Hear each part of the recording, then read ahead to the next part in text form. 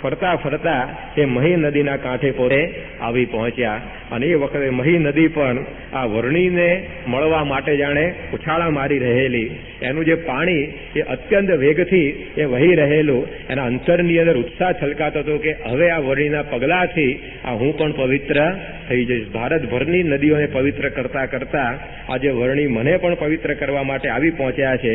એ ઉત્સાહની અંદર એની અંદર બધા તરંગો એ ઉછળી રહેલા. વરણીએ પોતે એની અંદર પગ બોળી અને આ મહી નદીને પણ તીર્થત્વ આપ્યું અને એ પણ પોતે પવિત્ર બની અને ત્યાંથી પછી એને ઉળંગીને વરણી પોતે નાવલી ગામની અંદર ચરોતરમાં પધાર્યા. કાનમને પાવન કરી અને હવે ચરોતર પ્રદેશની અંદર વરણી પોતે પધારી રહ્યા છે અને એ વખતે નાવલી ગામની અંદર લાલદાસ નામનો એક લેવા પાટીદાર પોતે રહેતો હતો. એને બહુ મોટો યજ્ઞ એ વખતે ત્યાં આગળ આરંભેલો અને બ્રહ્મ ભોજન એ આવી રીતે બધાને કરાવી રહેલો. આસપાસના બધા વિપ્રોના માટે એણે ઘણી બધી સુંદર પ્રકારની રસોઈઓ બનાવેલી અને જ્યારે ભોજનનો સમય થયો, બધી 84 બ્રાહ્મણોની કરેલી અને બધા બ્રાહ્મણોને જમવાનો સમય થયો, એ જ વખતે થયું ભોજનનું ટાણું ત્યારે એક જોગ બન્યો ભલ્યો ત્યારે કે જ્યારે જમવાનો સમય થયો ત્યારે જ આ વરણી પણ પોતે ત્યાં આગળ આવી પહોંચ્યા અને કેવી પરિસ્થિતિ થઈ કે જેમ સોનાની રજ શોધનાર પામે સોનાનો મેરુ તે ઠાર, જેમ ઈચ્છે પદાર્થ કાંઈ કલ્પ વૃક્ષ તેને મળે ત્યાંય. સોનાની આમ રજ શોધતો હોય કોઈ માણસ અને આખો નાખો સોનાનો મેરુ પર્વત એને મળી જાય, એવી પ્રકારનું આ લાલદાસને તો થયું. બ્રાહ્મણોને જમાડવા માટે 84 કરેલી અને એમાં સાક્ષાત ભગવાન પોતે જમવા માટે આવી ગયા. એક સામાન્ય પદાર્થ માટે માણસ ભમતો હોય, બધે ભટકે અને એને કલ્પવૃક્ષ મળી જાય તો કેટલો બધો આનંદ થઈ જાય.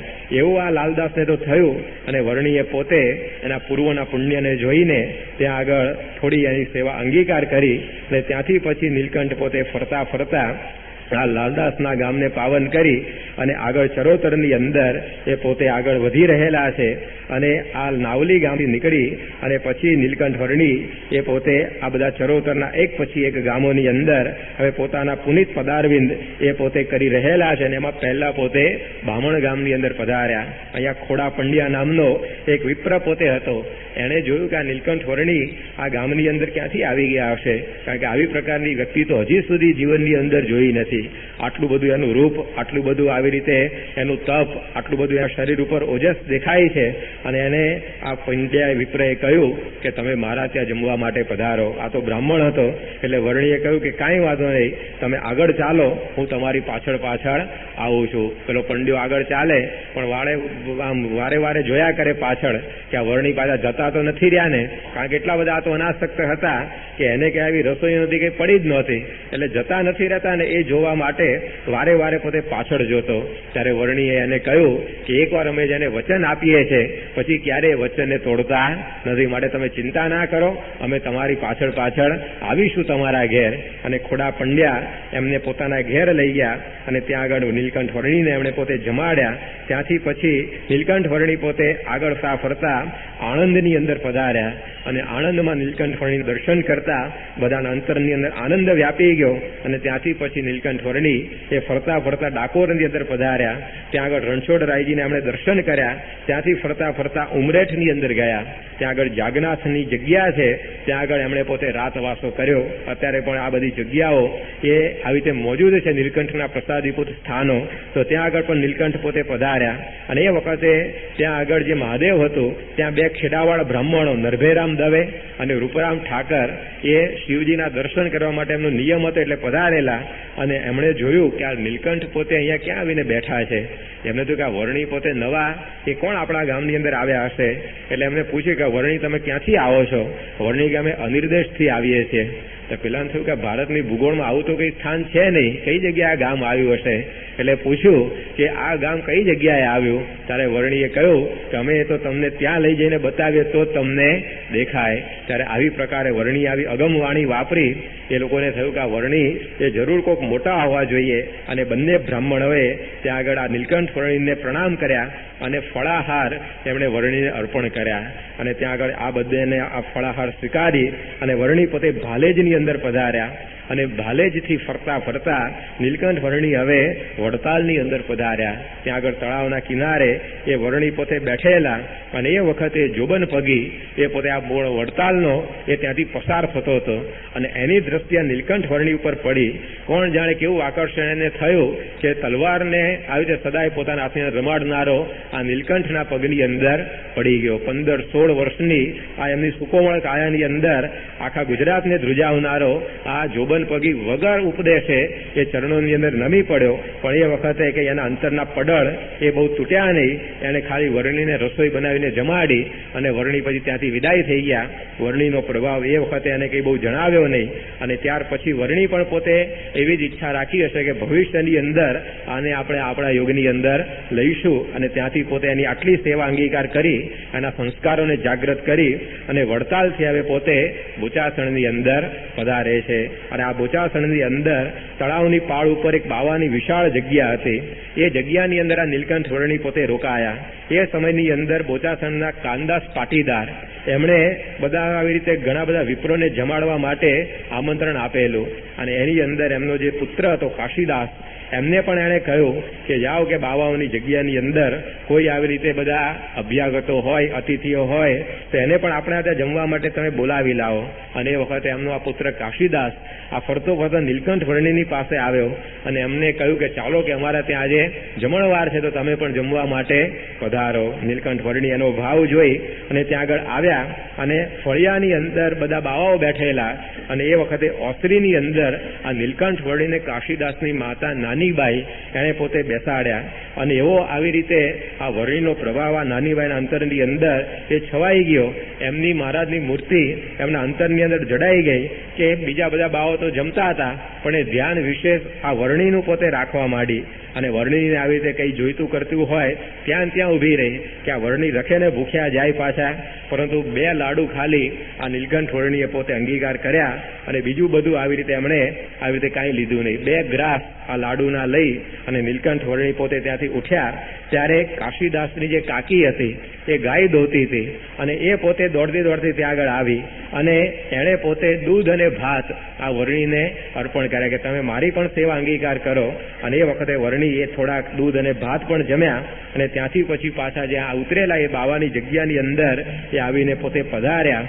પરંતુ આટલો પ્રસંગ આપેલી નાનીબાઈને થયો પણ એવી મહારાજની મૂર્તિ એના અંતરની અંદર ઉતરી ગઈ કે નિશ્ચળ થઈને ઠરી રહી જેમ પડે પટોળે ભાત. જેમ પટોળા ઉપર ભાત પડી એ પછી ફાટે પણ ફીટે નહીં એવી મૂર્તિ આ અંતરમાં જડાઈ ગઈ.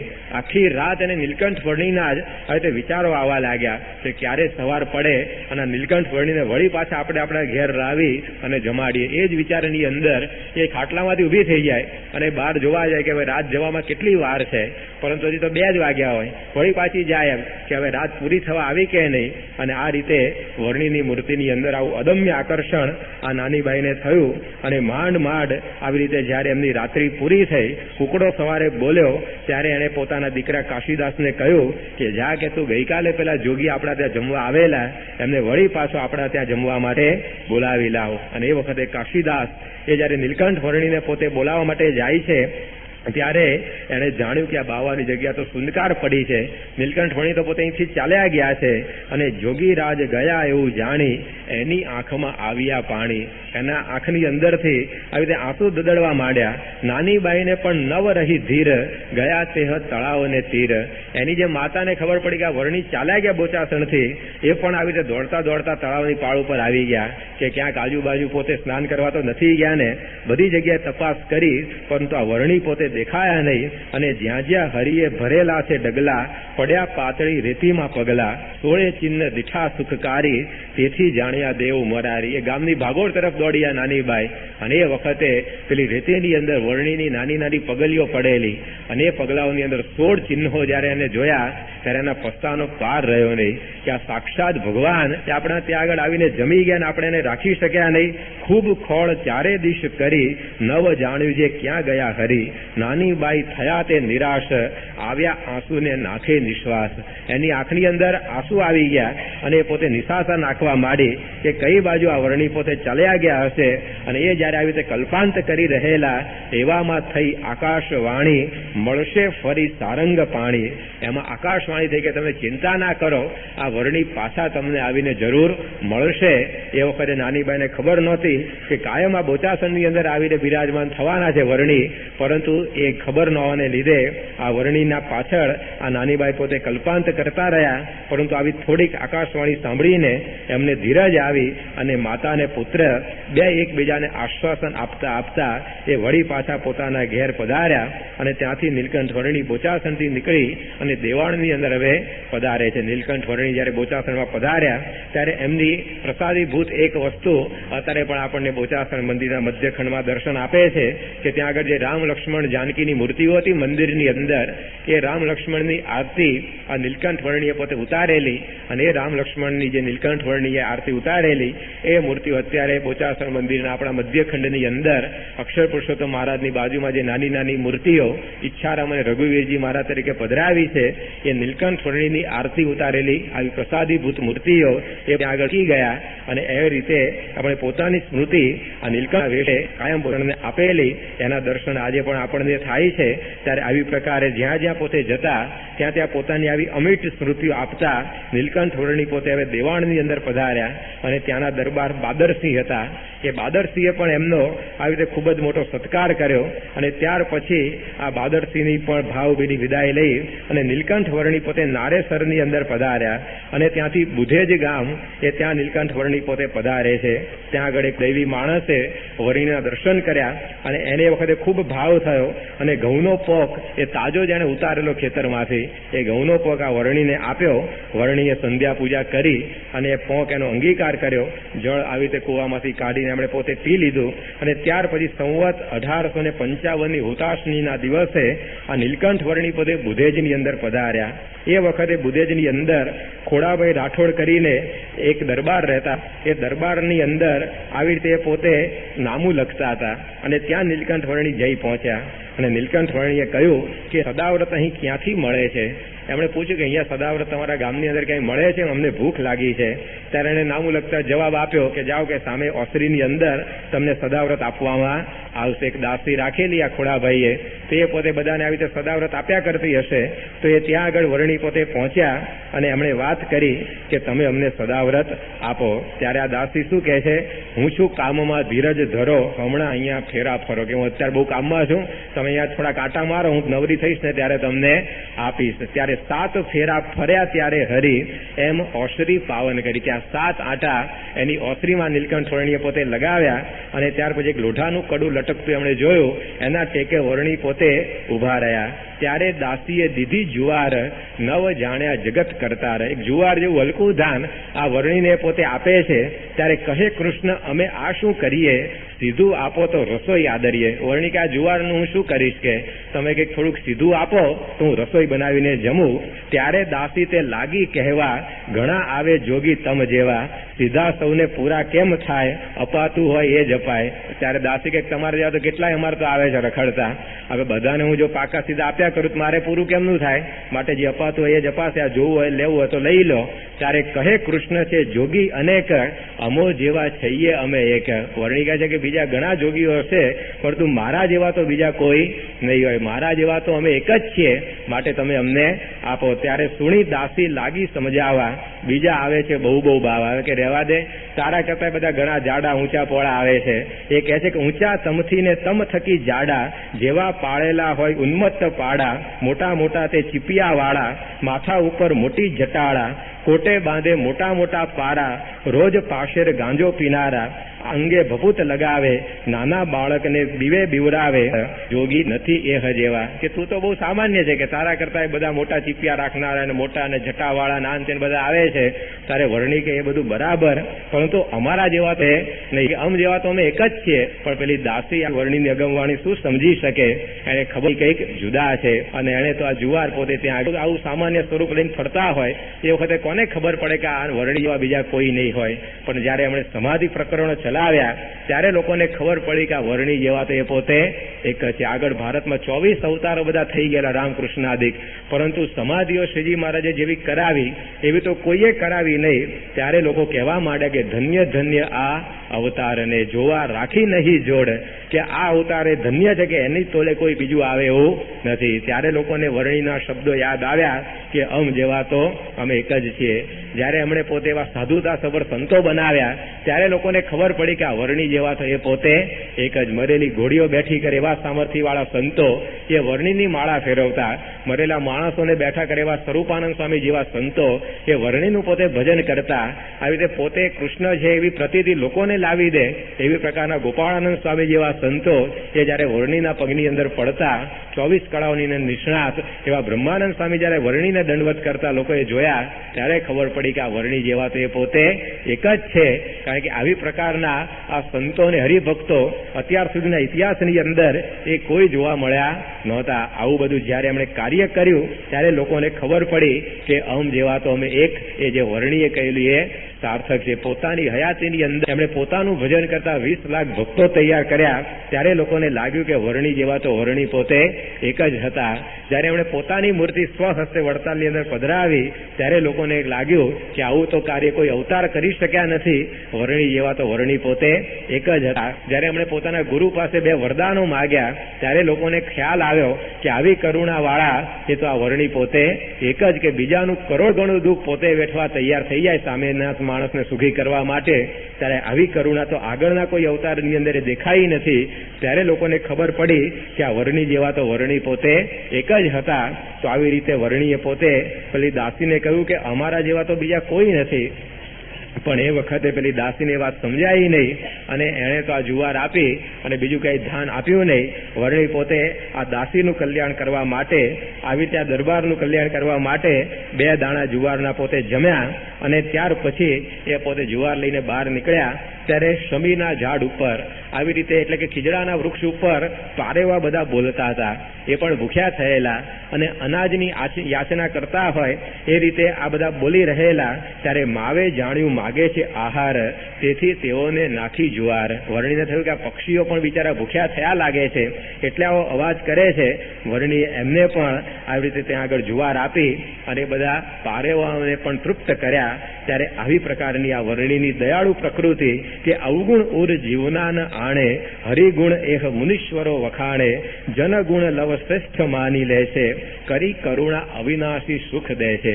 કે અલ્પ વસ્તુ પર આવી રીતે એમના અવગુણ જોયા વગર વર્ણિ પોતે સ્વીકારી અને આ દાસીને પણ એમણે આ સુખિયા કરી દીધા. ત્યારે આવી પ્રકારે વર્ણિ આ દરેકનું કલ્યાણ કરતા કરતા એ વિચરી રહેલા છે અને એની અંદર એ ફરતા ફરતા ત્યાંથી ગોરાડ ગામની અંદર જવા માટે નીકળ્યા. ત્યાં રસ્તાની અંદર એક કૂવો આવ્યો. આ કૂવાની અંદરથી એક ખેડૂત પોતે પાણી સિંચતો હતો અને પાણી સિંચતા સિંચતા જ્યારે પેલું કોષમાં પાણી ઉપર આવે ત્યારે શું બોલે કે આયો રામ. આમ કોષ ખેંચીને પાણી ઉપર લાવે ત્યારે આમ એની બોલી હતી, એટલે કે બોલે કે આયો રામ. તો વર્ણિ બાજુમાં જ હતા. એ કે રામ તો આવ્યો છે પણ તું ઓળખે તો, કે આ તો કે મારી બોલી છે, કે તમે કેમ ના રામ હોઈ શકો, કે કાઢી મૂક્યા એને, કે જતા રહો કે તમે ખોટા ભગવાન કેમ ના થઈ જાઓ છો, કે આ તો હું બોલી છે અમારા ખેડૂતોની, કે આયો રામ બોલવું એટલે હું બોલું છું. વર્ણિને ત્યાંથી કાઢી મૂક્યા. ત્યારે ભગવાન ઘણીવાર આવી રીતે પ્રગટપણે વિચરતા હોય ત્યારે ઓળખવા બહુ કઠણ છે. પ્રગટ હોય ત્યારે કોઈ ન જાણે રમાપતિની રીત. આ ભગવાન જયારે પ્રગટ હોય ને ત્યારે ઓળખવા બહુ કઠણ પડી જાય. પરોક્ષ પ્રિયા હિ ખલુ માનવાહ. પરોક્ષ અવતારોની જ પૂજા કરવી એ માણસોને ગમતી હોય છે, પરંતુ જયારે મનુષ્ય જેવા થઈને ભગવાન આવ્યા પૃથ્વી ઉપર ત્યારે કોઈ ઓળખી શકતા નથી. જેમ પેલા ઋષિઓ બધા હતા, ભાગવતમાં એમની કથા આવે છે કે યજ્ઞની અંદર કૃષ્ણાય સ્વાહા કરીને આહુતિઓ આપતા હતા બધી. પરંતુ એ વખતે કૃષ્ણ ભગવાન પોતે બાળ સ્વરૂપે એમના મિત્રોની સાથે ફરતા ફરતા ત્યાં આવ્યા અને ભૂખ્યા થયેલા. એટલે એમના મિત્રોને કહ્યું, જાઓ આ ઋષિઓ પાસેથી તમે આપણા માટે અનાજ લઈ આવો, રસોઈ લઈ આવો, આપણે બધા ભેગા થઈને જમીએ. અને આ બધા ગોપ બાળકો ત્યાં આગળ ગયા અને રસોઈ માગી કે લાવો કે અમારા ભગવાન ભૂખ્યા થયા છે, તમે રસોઈ આપો થોડી. ઋષિએ રસોઈ તો આપી નહીં, પરંતુ હળકતા લાકડા લઈને પાછળ પડ્યા કે ભાગો અહીંયાથી અમારો યજ્ઞ અભડાવશો, કે નાયા ધોયા વગરના ક્યાંથી હાલી નીકળ્યા છો. અને એમ કરીને કાઢી જ મૂક્યા બધાને. માંડ જીવ બચાવીને પાછા આવ્યા. ભગવાને કહ્યું શું થયું, લાયો રસોઈ, અરે કે માંડ મરતા બચ્યા છીએ, કે ત્યાં આગળ કોઈ દાડ હવે ફરી જવા જેવું છે નહીં. વર્ણિ કે શું થયું, એટલે બધું કઈ સંભળાયું જે બનેલું એ. એમણે કહ્યું કે જાઓ કાંઈ વાંધો નહીં, હવે આ ઋષિઓની પત્નીઓ પાસે તમે જઈને રસોઈ લઈ આવો, એ તમને આપશે. ત્યારે પેલા બાળકો શું કે કે આ લોકો લાકડા લઈને પાછળ પડેલા મારવા, પેલા હાંભેલા લઈને પાછળ પડશે કે માટે ત્યાં કઈ જવું નથી. વર્ણિક અરે આમ કૃષ્ણ ભગવાન કહે કે કાંઈ વાંધો નહીં આવે, તમે જાઓ અને તે તમને રસોઈ આપશે. આ જે ઋષિ પત્નીઓ હતી એમને ગોપીઓનો સમાગમ હતો એટલે એ લોકોને ખબર પડી ગયેલી કે આ ભગવાન પોતે આ કૃષ્ણનું રૂપ ધારણ કરીને વિચરી રહેલા છે. અને એમણે જયારે જાણ્યું એમને રસોઈની જરૂર છે તો સરસ નવી નવી ગરમ રસોઈ બનાવી અને એમણે પોતે બાળકોને આપી કે જાઓ અમારા વતી તમે ભગવાનને થાળ જમાડજો. અને એ બાળકો ત્યાં રસોઈ લઈને આ થાળ આરોગ્યા. પરંતુ એ વખતે ખબર પડી આ બધા ઋષિઓને કે આપણે રસોઈ ના આપી પણ આપણી ઋષિ પત્નીએ રસોઈ આપીને આપણા રસોડામાં કહીને આ બધા જ રસોઈ લઈ આવ્યા છે. આખું રસોડું અભડાઈ માર્યું. પછી તો પાછા આવ્યા ને બધી પત્નીઓને બહાર કાઢી મૂકી કે તમારા રસોડામાં આવવાનું જ નહીં, કે આખું રસોડું ધોઈ સાફ કર્યું, પાછી ગાર કરી પવિત્ર કરી દીધું અને પછી બહાર કાઢી મૂક્યા બધા કે હવે પ્રવેશતા જ નહીં, તમે બધા અભડાઈ ગયા. અને પછી હવે એમને રસોડામાં પ્રવેશવા ના દે તો ભાઈ રસોઈ બનાવે કોણ? એટલે પછી બધાએ નક્કી કર્યું કે આપણે રસોઈ બનાવશું પણ એમને તો આ રસોડામાં એન્ટ્રી આપવી નથી. તે લોકોએ રસોઈ બનાવવાની ચાલુ કરી. તે અત્યાર સુધી મથુરામાં ચોબાઓ રસોઈ બનાવે છે, ચોબાનો હિંચકા પર પાન ખાતી ખાય છે. એને એકવાર ભગવાને જમાડ્યા, આખી જિંદગી નિરાશ કરી નાખી. કોઈ દર રસોડામાં ચૂલા ફૂંકવાના રહ્યા પછી નહીં. ત્યારે આ જો પ્રગટની સેવા ઓળખીને કરવી એ અઘરી છે. પ્રગટ ભજી ઋષિ પત્ની, પરોક્ષ ભજ્યા ઋષિ રાય, ઋષિ પત્નીએ હરિ રાજી કર્યા, ઋષિ રહ્યા પરિતાપ. પછી ઋષિઓને ખબર પડી કે આ તો જે માગવા આવેલા તો ભગવાન માટે માગવા આવેલા, જે કૃષ્ણ સાહેબ બધું કરતા હતા એ ભગવાન પોતે આ રસોઈ માગતા હતા. પણ પછી જે પસ્તાવો થયો કે દિગ્ન ત્રિવૃદ્ધ વિદ્યામ, ધિક્કાર છે અમારી આ 3 વેદની વિદ્યાને. દિગ જન્મ કે અમારા એને ધિક્કાર છે. દિક કુલમ કે અમારું આ ઊંચું બ્રાહ્મણ કુળ એને પણ ધિક્કાર છે. દિક ક્રિયાદાક્ષ્યમ કે અમારા બધા કર્મકાંડ એને પણ ધિક્કાર છે. કે વિમુખા વૈ સ્વદોક્ષજે કે આ બધા આવી રીતે ભગવાનને ઓળખી ના શક્યા તો એ કર્મકાંડને શું કરવાના, એ યજ્ઞને શું કરવાના, એ ઊંચું કુળ પણ શું કરવાનું, કે ભગવાન સામે આવીને ઉભા રહીને ઓળખી ના શક્યા. ત્યારે આ તકલીફ ઉભી થતી હોય છે કે પ્રગટ હોય ત્યારે કોઈ ન જાણે રમાપતિની રીત. ભગવાન જયારે પ્રગટ વિચારતા હોય ને બહુ કઠણ પડી જાય. રામ ભગવાનના વખતમાં કોઈ પૃથ્વી ઉપર માણસ જ નહીં હોય, પરંતુ એમને સહાય કોણે કરી? વાંદરા રીછ લોકોએ જ. ત્યારે કોઈ માણસો જુઓ ઓળખી શક્યા નહીં. ભાઈ પાછળથી રામ મંદિર ના અંતે બધું બનાવે, પરંતુ જયારે હોય ત્યારે ઓળખવા બહુ અઘરા છે. કૃષ્ણના સમયની અંદર પણ કેટલા બધા લોકો એમને મારવા માટે ફરતા હતા, એ પણ ઓળખી શક્યા નહીં. શ્રીજી મહારાજના સમયની અંદર પણ વિસનગરનો સુબો ને, અમદાવાદનો સુબો ને, કચ્છનો દિવાન અને આ વડોદરાનો દિવાન એ બધા શ્રીજી મહારાજને રીતે જેલમાં પૂરવા તૈયાર થઈ ગયેલા. જો લાગમાં આવી જાય ને તો પછી આવી રીતે આ વર્ણી આ શ્રીજી મહારાજને આપણે જેલમાં જ પૂરી દઈએ. અને એવું પણ સાંભળી છે કે આ વડોદરાના દિવાનને તો ફળદ્રુપ વિચાર આવેલો કે આ શ્રીજી મહારાજને જેલમાં પૂરીને પછી એના દર્શન કરવા જે લોકો આવે ને એની પાસે 50 પૈસા ટેક્સ ઉઘરાવો, કે એના ભક્તો તો દર્શન કરવા આવશે જ ને. એટલે કે જે દર્શન કરવા હોય તમારા ભગવાન 50 પૈસા મૂકો. કે હવે આવી પ્રકારની યોજના પણ ઘડી કાઢેલી. ત્યારે આવી પ્રકારે આ ભગવાન જયારે પ્રગટ વિચરતા હોય ત્યારે એને ઓળખવા એ બહુ અઘરા છે. 18 અક્ષોહિણી સેનામાંથી 12 અક્ષોહિણી સેના તો ભગવાનની સામે ઉભી રહી ગયેલી લડવા માટે. હવે કેટલું બધું અજ્ઞાન. ત્યારે જો આ ભગવાનની રીતિ એ જયારે પ્રગટપણે વિચરતા હોય ત્યારે આવી રીતે આ ઓળખવા બહુ અઘરા હોય છે. સ્વામી શ્રી ગયા વર્ષે એડિસનની અંદર હતા અને ગરીબ ભક્ત એમના નાના ટાબરિયા લઈને આવ્યા અને આમ કે સ્વામી બાપાને કે પગે લાગો, દંડવત કરો, પણ પેલું આમ મોઢું જ ફેરવી જાય, એ હમું જુએ નહીં સ્વામીની. 2-4 વાર એને આવું કર્યું એટલે પછી એને સ્વામીને વાત કરી કે સ્વામી આમ ઘેર તો તમારી જે મૂર્તિ કરતો આવે છે, ફોટા પૂજવાની અંદર કઈ વાંધો આવતો નથી. પરોક્ષ ભક્તિ કેમ ગમે આપણને? કારણ કે મૂર્તિ નામે જુગાર રમો તમે તો કે એવો છો હાથ પકડવા આવવાની છે, એની અમે બીડીઓ ફૂંકે છે કેટલાક પૂજારીઓ, તો ઓછી કઈ મૂર્તિ રોકે છે એમને.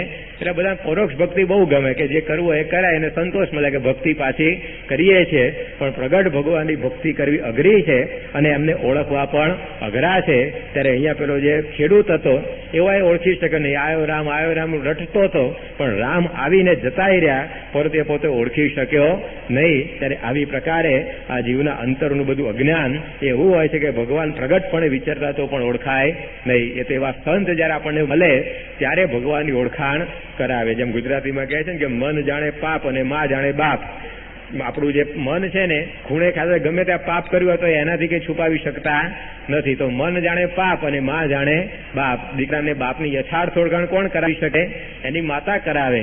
એમ ભગવાનની યથાર્થ ઓળખાણ એ તો જયારે પ્રમુખ સ્વામી જેવા સંત મળે ત્યારે એના થકી થતી હોય છે. કારણ કે એને અખંડ ભગવાનનું દર્શન છે, એ ભગવાનનો યથાર્થ મહિમા સમજે છે. ત્યારે એવા સંત મળે તો પછી આ ભગવાનને ઓળખી શકાય. બાકી ભગવાન આ સંત વગર એ આપણી સામે આવીને ઉભા રહ્યા ગયા હોય તો પણ એને ઓળખવા બહુ મુશ્કેલ છે. તો અહીંયા આ રીતે આ વર્ણી પોતે આવીને જતા રહ્યા અને પેલો બોલતો રહ્યો કે આયો રામ, પણ એ ઓળખી શક્યો નહીં. અને ત્યાંથી ફરતા ફરતા નીલકંઠ વર્ણી એ ગોરાડ ગામની અંદર પધાર્યા અને ત્યાં ગામની દક્ષિણ દિશાની અંદર એક સારું તળાવ હતું. એની બાજુમાં એક પીપળાના વૃક્ષ નીચે એ વર્ણી પોતે બેઠા અને ત્યાં આગળ બીજલ નામનો એક કોળી એ પોતે કોસ હાંકી રહેલો અને એ વખતે એના કુવાની અંદર બહુ જ થોડું પાણી આવી રીતે રહેલું અને એ વખતે દુષ્કાળ જેવો સમય ત્યાં ગુજરાતની અંદર ચાલતો હશે અને ઘનશ્યામ ત્યાં આગળ જઈને ઉભા રહ્યા, નીલકંઠ વર્ણી ત્યાં આગળ જઈને ઉભા રહ્યા અને આવી રીતે પાણી પીવાની એમણે જ્યાં ઈચ્છા કરી ત્યાં જ આખો કૂવો એ પાણીથી આમ છલોછલ ભરાઈ ગયો. નીલકંઠ વર્ણીએ પોતે એમાંથી કમંડળું આવી રીતે પાણીનું ભરી લીધું અને આ દ્રશ્ય પેલું હળ હાંકના બીજલ કોળીએ જોયું કે 18 હાથ ઊંડું પાણી જતું રહેલું અને આ પોતે વર્ણી માટે આ પાણી આખું ઊંચું આવ્યું કેમનું અને આમ કૂવો છલકાવા લાગ્યો. એને થયું કે આ વર્ણી જો કાયમ રહી જાય તો કોઈ દાડા પાણી ખૂટે એવા લાગતા નથી. એટલે એને પોતે આવી રીતે વર્ણીની વાત એ ગામના દરબારને કરી કે ચાલો જલ્દી કે આવી રીતે એક વર્ણી આપણા ગામની અંદર આવ્યા છે અને એ જો રહી જાય ને તો આ કોઈ દાડ દુકાળનું દુઃખ આપણને પડે એવું નથી, માટે તમે એને રોકી લો. એને પોતે આવી રીતે કમંડળું લઈને પાણી પીવાની ઈચ્છા કરી, એમાં તો પાણીનો કૂવો છલોછલ થઈ ગયો. અને આ રીતે ક્ષત્રિય કાંધોજી ત્યાં ગામના હતા અને શ્યામજી પટેલ ને પ્રભુદાસ પટેલ ને આ તેને બધા આવી રીતે આ વર્ણીને પકડવા માટે એ ત્યાં આગળ આવ્યા. પરંતુ એ વર્ણી એ વખતે ત્યાંથી નીકળી ગયેલા અને એ લોકો એમની પાછળ ગયા કે ગમે તેમ કરીને વર્ણીને આપણે લઈ આવીએ. અને એ સમયે એક સામેથી ભરવાડ મળ્યો.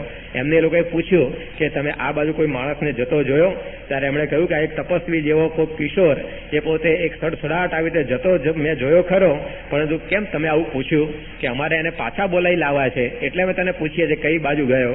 કારણ કે રહેવા દો કે આવી રીતે તમને મળે એવું નથી, કારણ કે જમીનથી અધ્ધર એ પોતે આવી રીતે જઈ રહેલા છે, પગ એના કે જમીનને અડતા જ નથી અને આવી રીતે હવાની અંદર એ જાણે પોતે ઉડતા જતા હોય એ રીતે પોતે જાય છે, તમે એને પહોંચી શકશો નહીં. અને આ રીતે આ બધા ત્રણેય જણા નિરાશ થઈ અને વળી પાછા પોતપોતાના ગામની અંદર આવ્યા. અને વર્ણી હવે આ ગુજરાતને છોડી અને સૌરાષ્ટ્રના ભાવ વિના પ્રદેશની અંદર એ પોતે પ્રવેશી રહેલા છે કે જે સૌરાષ્ટ્રને એમણે પોતાની કર્મભૂમિ બનાવવી છે, જે સૌરાષ્ટ્રની અંદર રહેલા મુમુક્ષુઓ એમની રાહ જોઈ રહેલા છે. ત્યાં આગળ એમના જે ગુરુ રામાનંદ સ્વામી એ પણ આવી રીતે ડુગડુગી ક્યારના વગાડે છે. હવે એ પોતે ખેલના ભજવનારાની રાહ જુએ છે. ત્યારે એ બધાની ઈચ્છાઓને પૂરી કરવા માટે અને પૃથ્વી ઉપર ભાગવત ધર્મનું સ્થાપન કરવા માટે વર્ણી હવે સૌરાષ્ટ્રની અંદર પ્રવેશી રહેલા છે. અને સૌરાષ્ટ્રની અંદર પ્રવેશીને એમણે નીલકંઠ વર્ણીના વેશે જે કંઈ બધા ચરિત્રો કર્યા અને જે કંઈ આવી રીતે આપણને મર્મ સમજાવ્યા છે આની કથા એ આપણે આવતીકાલે આગળ વધારીશું. સહજાનંદ સ્વામી મહારાજની જય. સ્વામી નારાયણ નારાયણ નારાયણ. સ્વામી નારાયણ નારાયણ નારાયણ. સ્વામી નારાયણ નારાયણ નારાયણ. સહજાનંદ સ્વામી મહારાજની